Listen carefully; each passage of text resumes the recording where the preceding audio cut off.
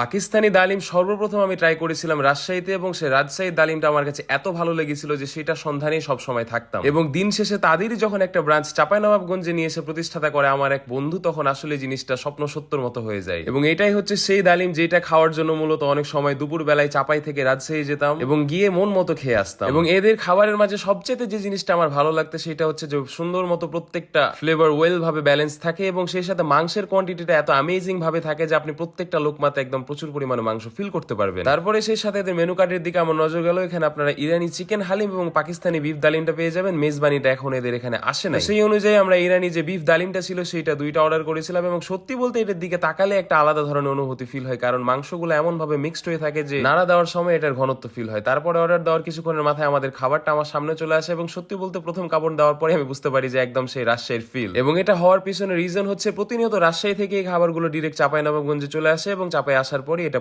সম্পূর্ণভাবে সার্ভ হয়। এবং আমিও আমার বন্ধু আমরা দুজনে মিলে খাবারটা ট্রাই করি, এবং সেই পুরনো রাজশাহীর স্বাদটা আমরা ফিরে পাই। এবং সত্যি বলতে এই ডালিমটা খাইতে ভালো লাগার সম্পূর্ণ পিছনে রিজন হচ্ছে এটার ভিতরে মাংসের কোয়ান্টিটি, যেটা খাওয়ার জন্য মূলত প্রতিনিয়ত মানুষজন এখানে ভিড় লাগায়, যেটা আপনারা সম্পূর্ণভাবে দেখতেই পাচ্ছেন। সো এটা ট্রাই করার জন্য অবশ্যই আপনাকে চাঁপাইনবাবগঞ্জের সরকারি কলেজ গেটের সামনে চলে আসতে হবে। সন্ধ্যা 5টার পর থেকে আপনারা এটা অ্যাভেলেবেল পাবেন, সপ্তাহে শুক্রবার বাদ দিয়ে প্রত্যেক দিন। এবং আমার ভিডিওটি যদি ভালো লাগে তো অবশ্যই আমার পেজটি ফলো করে আমার সাথেই থাকবেন। দেখা হচ্ছে পরবর্তী ভিডিওতে। আল্লাহ হাফেজ।